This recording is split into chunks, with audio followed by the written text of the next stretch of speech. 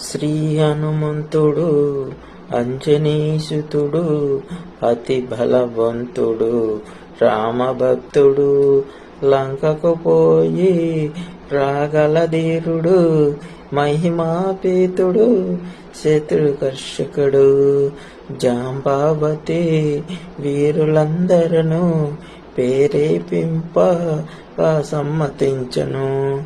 లంకేశ్వరుడు అపహరించిన జానకి మాత జాడ వెతికెను.